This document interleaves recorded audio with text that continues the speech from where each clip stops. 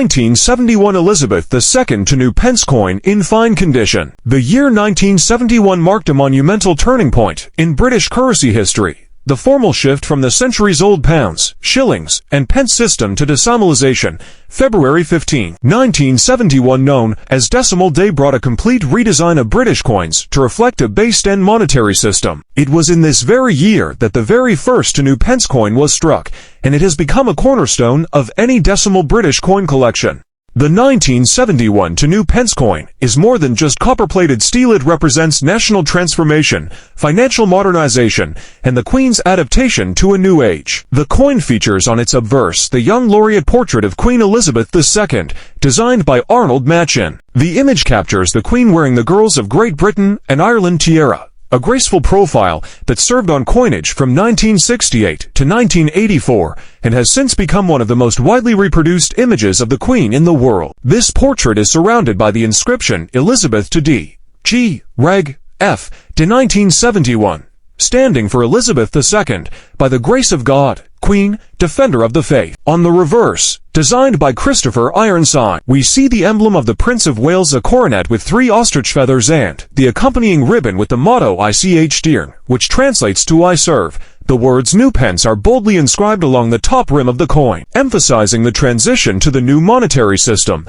and the denomination too is placed at the bottom center. The coin has a smooth edge and was minted in bronze, composed of 97% copper to 0.5% zinc and 0.5% tin, which gives it that distinctive warm reddish tone. Its weight is 7.12 grams and the diameter is 25.91 millimeters, making it larger than later versions, as the Royal Mint reduced the coin size in 1992 for practicalities.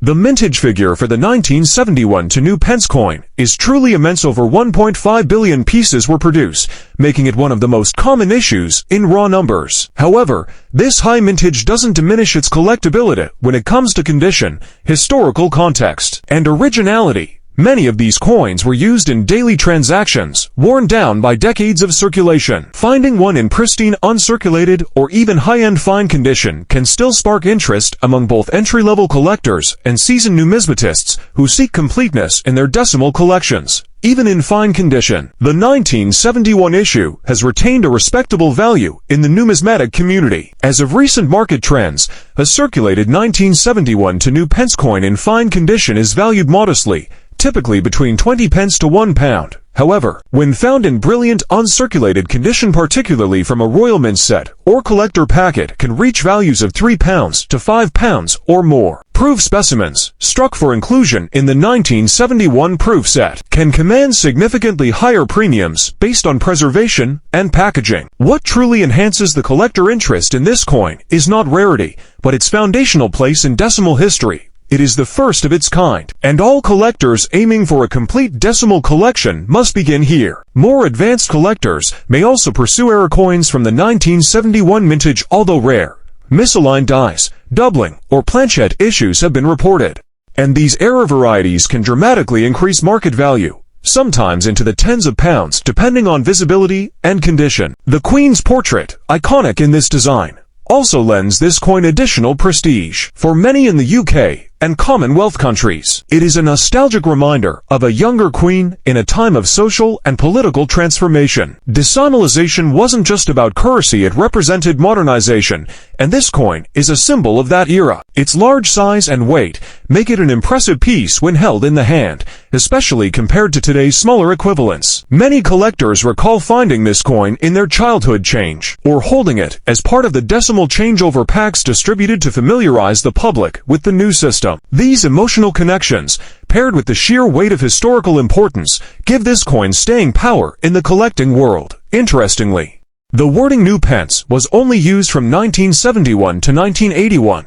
After 1982, the wording changed to simply to pence, making the earlier inscriptions distinctive identifiers of the era. Because of this, coins with the new pence legend have taken on an additional layer of desirability, especially among collectors who focus on the transitional and obsolete terms of currency. Moreover, the public's long-term fascination with pre-1982 coins was fueled by the infamous 1983 error coin that accidentally used the old new pence inscription, a blunder that became one of the UK's most famous modern coin rarities. That infamous error elevated public awareness and turned a spotlight back on early 1970s issues like the 1971 coin. Though not rare, its historical value and broad relevance ensure this coin is always in demand. Collectors seeking examples should aim for coins with minimal wear on the Queen's cheek and jawline, clean detail on the feathers of the Prince of Wales emblem, and strong edge definition. Even-toned coins are acceptable, but corrosion or severe discoloration reduces value. If you were fortunate to come across one of these coins in your collection in fine condition, it's worth keeping as a historical anchor point and gateway coin into British decimal numismatics. It's not just an old coin, it's the first step into an era that redefined British coinage for generations to come.